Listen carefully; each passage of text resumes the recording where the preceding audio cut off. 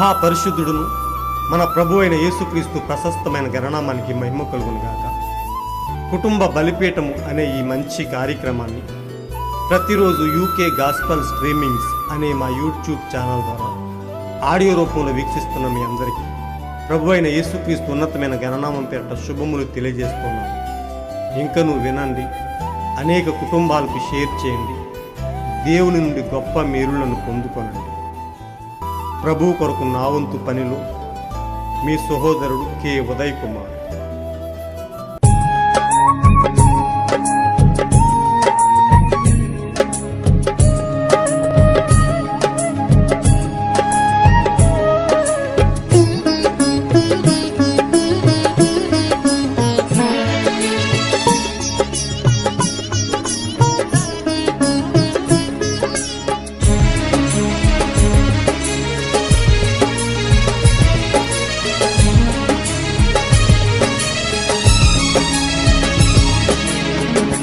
ఆశ్రయము నీవే, ఆధారము నీవే, ఆదరణ నీవే. ఆశ్రయము నీవే, ఆధారము నీవే, ఆదరణ నీవే.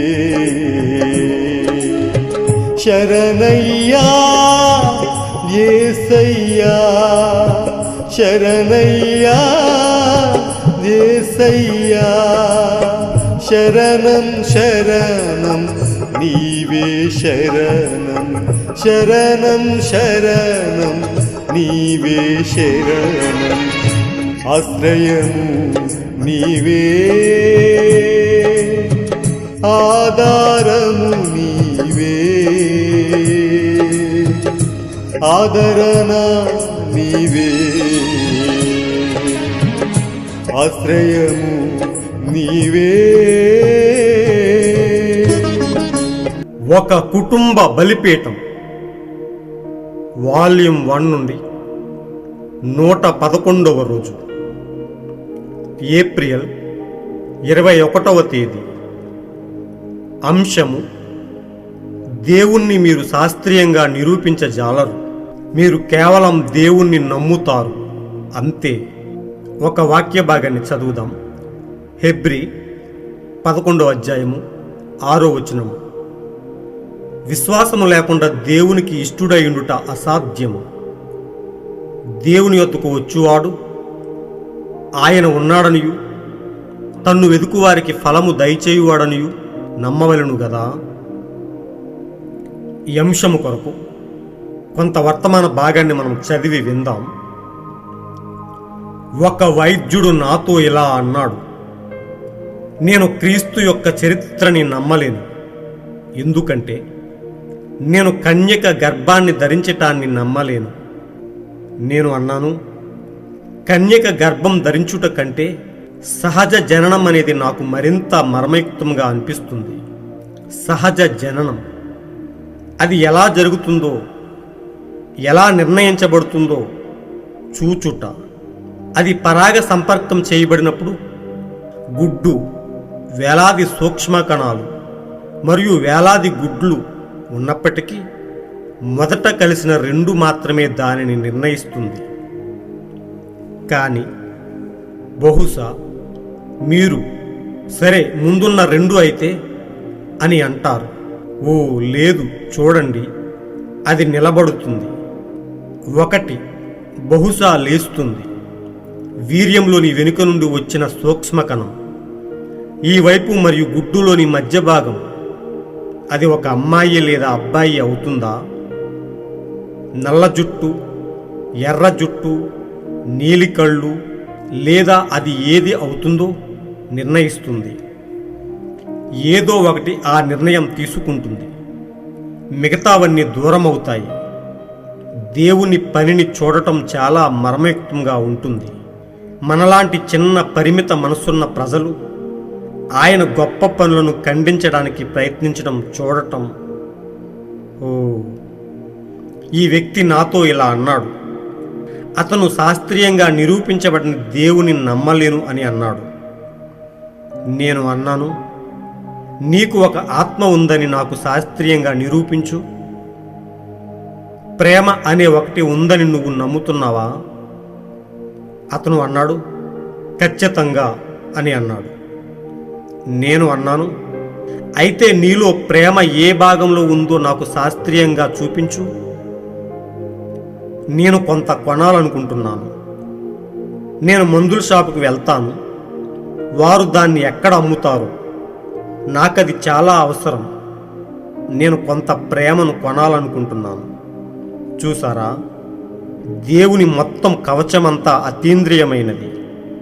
ప్రేమ, ఆనందం, శాంతి, దీర్ఘశాంతం, దయ, సాత్వికం, సహనం మరియు పరిశుద్ధాత్మ.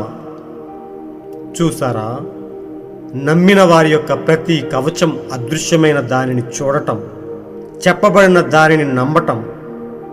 చూసారా, మీరు దేనినైతే నమ్ముదురో దానిని మీరు భౌతిక కంటితో చూడలేరు. చూసారా, మీరు చూడరు, మీరు దానిని చూడరు. ఏమైనా చూసి నాకు అది కనిపించడం లేదు అని చెబితే మీకు అర్థము కాలేదని అర్థం. చూసారా, కాబట్టి నేను అతనిని ఇది అడిగాను. నా దగ్గర ఒక కుండ నీరు ఉంటే నేను ఇక్కడ ఒక గ్లాసు పెట్టాను. నేను ఈ కుండ నుండి గ్లాసులోకి నీరు పోస్తున్నాను. అది సగం నిండింది. ఆపై నీరు పోస్తూనే ఉన్నాను. అది కిందకి వెళ్ళడం మొదలవుతుంది. ఆ నీరు ఎక్కడికి వెళ్తుందో శాస్త్రీయంగా నాకు చెప్పు అని నేను అడిగాను. చూసారా, నేను అన్నాను, నేను చిన్నపిల్లాడిగా 16 సంవత్సరాల వయసులో ఉన్నప్పుడు నేను ఇప్పుడు తినే అదే ఆహారాన్ని, చిక్కుళ్ళు, రొట్టె, బంగాళదుంప, మాంసం తినేవాడిని. నేను అన్నాను, నేను తిన్న ప్రతిసారి అది ఏమి చేస్తుంది? అది రక్త కణాలను నిర్మిస్తుంది. నేను పెద్దగా మరియు బలంగా మారుదును. ఎల్లప్పుడూ నాకు 22 సంవత్సరాలు వచ్చేసరికి నేను అప్పటికంటే ఎక్కువగా ఇప్పుడు బాగా తిందును. ఎందుకంటే అప్పుడు నాకు తినడానికి అది లేదు. కానీ నేను ఇప్పుడు ఎక్కువగా మరియు బాగా తింటున్నాను. ఇప్పుడు నేను వృద్ధాప్యం మరియు బలహీనంగా మారుతున్నాను. అయినప్పటికీ ఆ ఆహారం రక్త కణాలను నిర్మిస్తుంది. నేను ఎల్లప్పుడూ కొత్త జీవితాన్ని జోడిస్తున్నాను, కానీ ఎల్లప్పుడూ కిందకి వెళ్తున్నాను. అది ఒక నియామకం. మనం పాటిస్తాము. దేవునిని మీరు శాస్త్రీయంగా నిరూపించజాలరు. మీరు కేవలం దేవునిని నమ్ముతారు అంతే. ఆయన వాక్యమును బట్టి మీరు ఆయనను నమ్ముతారు. ప్రభావము అనే వర్తమాన భాగం నుంచి సేకరింపబడిన ఉన్నతమైన అంశం. మహాపరిశుద్ధుడును అద్వితీయ సత్యదేవుడైన యేసుక్రీస్తు ఉన్నతమైన నామానికి మహిమ కలుగునుగాక. ఆయన ఎల్లప్పుడూ శాస్త్రీయతకు అందనివాడు, మానవ ఊహకు, మానవ జ్ఞానానికి అతీతమైనవాడు. ఆయన ఊహకు అందని దేవుడు. ఆయనను సంధించడానికి ఈ లోక జ్ఞానం, ఈ శాస్త్రీయత, ఈ టెక్నాలజీ ఏమాత్రము సరిపోదు. ఆయన శాస్త్రీయతకు అందని గొప్ప దేవుడు. ఆయనను మనం కొలవాలంటే, ఆయనను మనం సంధించాలంటే మనలో 6వ ఇంద్రియము అనే విశ్వాసం అవసరమై ఉన్నది. అందుకే మన ప్రవక్త అంటాడు, విశ్వాసమునున్నది 6వ ఇంద్రియం. మనము ఈ భౌతిక శరీరాన్ని సంధించడానికి చూడటం, రుచి చూడటం, తాకడం, వాసన చూడటం మరియు వినడం అనేవి దేవుడు మనకు భూసంబంధమైన ఇంటిని సంప్రదించడానికి అవి ఇచ్చాడు.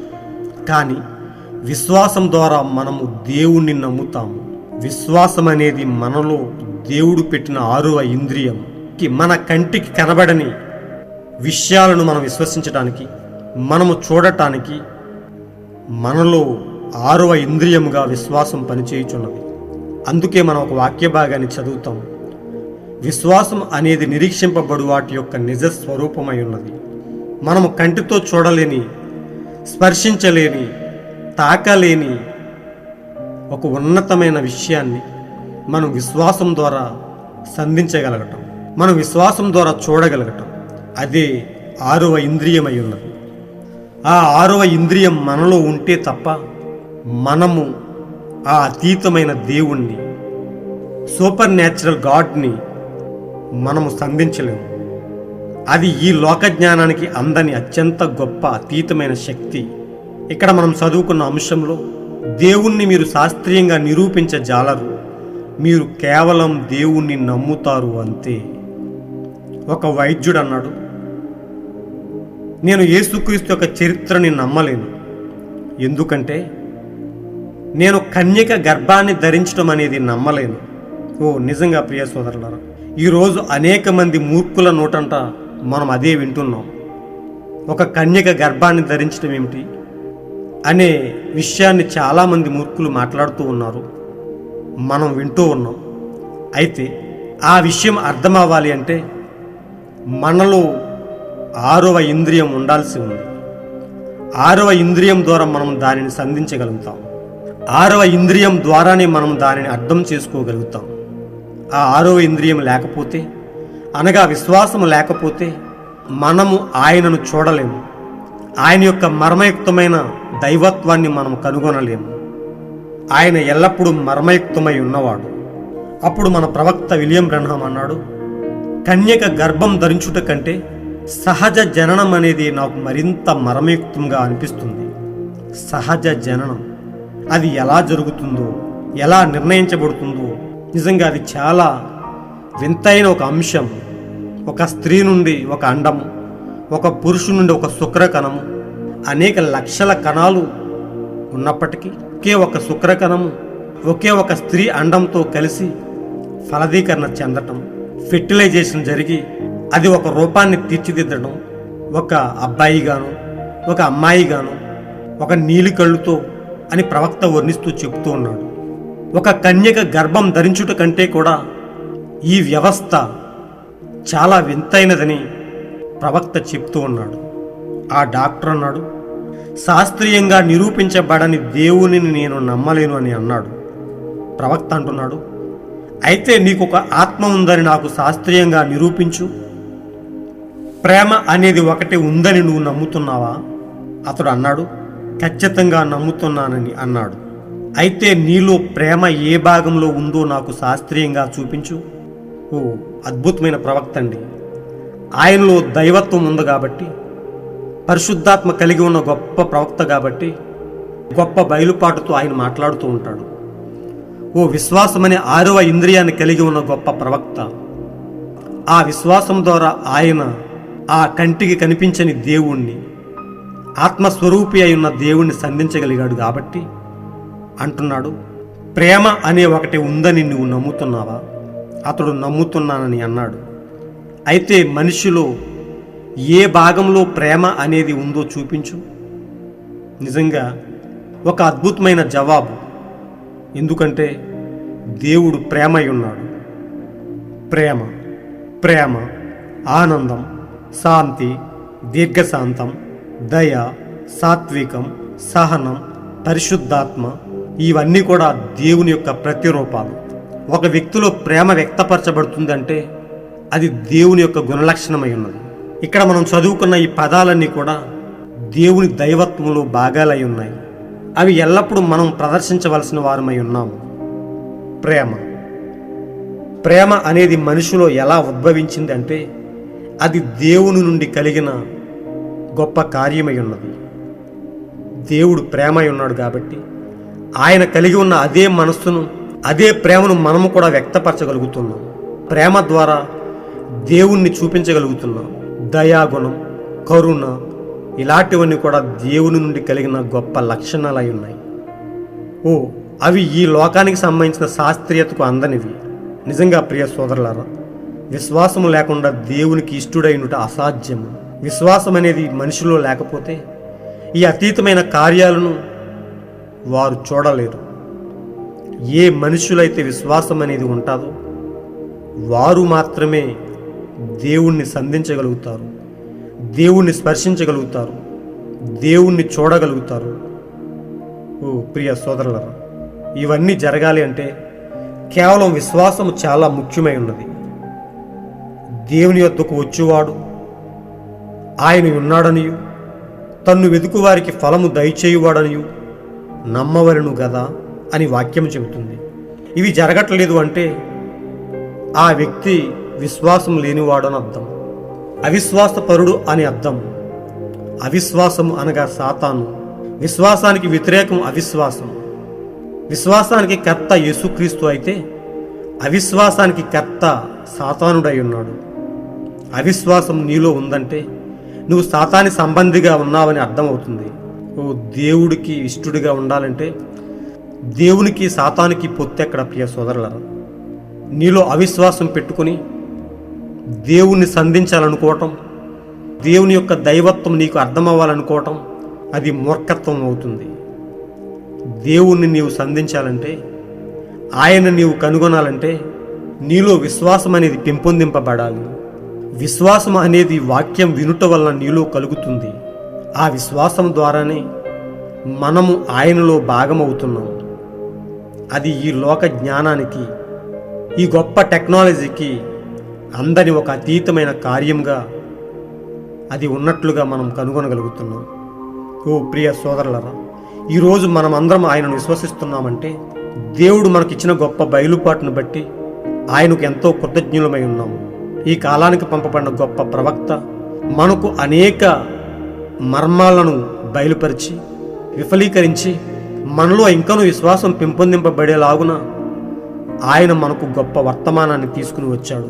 ఆ వర్తమానం ద్వారా మనము ఆయనను చూడగలుగుతున్నాం, మనము ఆయనను కనుగొనగలుగుతున్నాం, ఆయనను ఇంకనూ లోతుగా వెతకగలుగుతున్నాం. అదే దేవుడు మన పట్ల చూపిన గొప్ప కృప ఉన్నది. దేవుడు ఈరోజు మనకు ఒక అద్భుతమైన వాక్యాన్ని ఇచ్చాడు. ఒక అద్భుతమైన వాక్యాన్ని బయలుపాటుతో వెంబడించడానికి దేవుడు మన పట్ల కృప చూపాడు. అంతకంటే ఈ లోకంలో గొప్ప భాగ్యము ఏదీ లేదు ప్రియ సోదరులారా. మనము దేవుణ్ణి చూడాలంటే, మనము దేవుణ్ణి నమ్మాలంటే శాస్త్రీయంగా కాదు కానీ విశ్వాసం ద్వారా మనము నమ్మగలం. విశ్వాసం ద్వారా మనం అది నిరూపించగలం. కేవలం నమ్మితే చాలు. కేవలం నమ్మితే, మీరు కేవలం దేవుని నమ్ముతారు అంతే. అంటే వాక్యాన్ని బట్టి అది మనం చేయగలుగుతున్నాం. వాక్యము మన జీవితంలో ముఖ్యమైన పాత్ర పోషించేదిగా ఉన్నది. అనగా వాక్యమే దేవుడై ఉన్నాడు. ఆ వాక్యానికి మనలో చోటు ఉంటే దేవుడు మనలో నివసిస్తూ మనలో ఇంకనూ గొప్ప బయలుపాటు కలిగి ఆయన కొరకు యథార్థంగా జీవించులాగున చేస్తాడు. ఈ అంశంలో మనం కనుగొన్నది డాక్టర్లకు, శాస్త్రవేత్తలకు, ఈ లోక జ్ఞానానికి అందని విషయాలను ఏ యోగ్యత అర్హత లేని మనలకు దేవుడు బయలుపరిచి ఆయన నిత్య రాజ్యం మనకివ్వటానికి వారసులుగా మనల్ని సిద్ధపరుస్తున్నాడు. ఓ ప్రియ సోదరులారా, ఎగిరి గంతి వేసే గొప్ప ఆనందం అది. ఓ ఎవరికీ లేని గొప్ప భాగ్యం దేవుడు మనకిచ్చాడు. ఓ ఆయన కొరకు యథార్థంగా జీవిందాం, ఆయన కొరకు యథార్థంగా బతుకుదాం. మనలో విశ్వాసాన్ని ఇంకనూ పెంపొందింపజేసుకుందాం. మన విశ్వాసాన్ని తొణికిసలాడకుండా ఎల్లప్పుడూ కాపాడుకుందాం. వాక్యాన్ని తూచా తప్పకుండా వెంబడిస్తూ, వాక్యపు అడుగుజాడల్లో నడుస్తూ, మనము దినదినము లోకానికి దూరంగా జరుగుతూ, ఈ శాస్త్రీయతకు దూరముగా జరుగుతూ దేవుణ్ణి మనం మన హృదయాలకు ఆపాదించుకుందాం. ఎత్తబాటు వరకు స్థిరంగా జీవించి ఆయనతో కొనిపోబడదాం. అలాంటి గొప్ప కృపను దేవుడు మనకు నిండుగా ఉంచునుగాక. ఎత్తబాటు వరకు స్థిరంగా మనల్ని నడిపించునుగాక, మనలను స్థిరంగా ముద్రించునుగాక.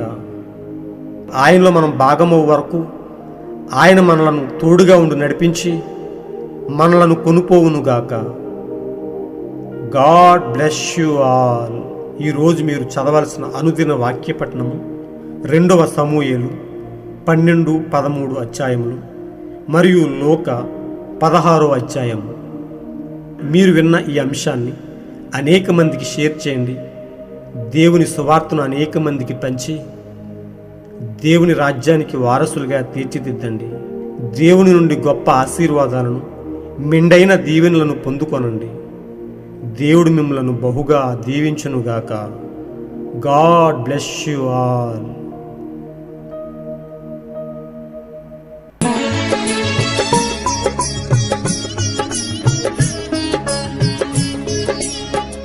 నా విశ్వాసమే సువర్ణమై సువర్ణమై అగ్ని పరీక్షకు నిలచినదై నిలచినదై నా విశ్వాసమే సువర్ణమై సువర్ణమై అగ్ని పరీక్షకు నిలచినదై నిలచినదై ప్రభువా నీవే ప్రత్యక్షమైనప్పుడు ప్రభువా నీవే ప్రత్యక్షమైనప్పుడు మెప్పు మహిమ ఘనతనకే కదా మెప్పు మహిమ ఘనతనకే కదా ఆశ్రయము నీవే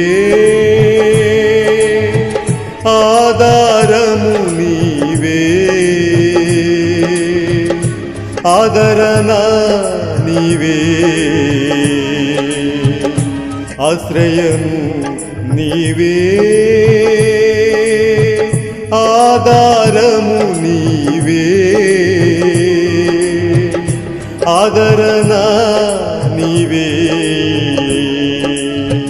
శరణయ్యా యేసయ్యా శరణయ్యా యేసయ్యా శరణం శరణం నీవే శరణం శరణం శరణం నీవే శరణం ఆశ్రయము నీవే ఆధారము నీవే ఆదరణ నీవే ఆశ్రయము నీవే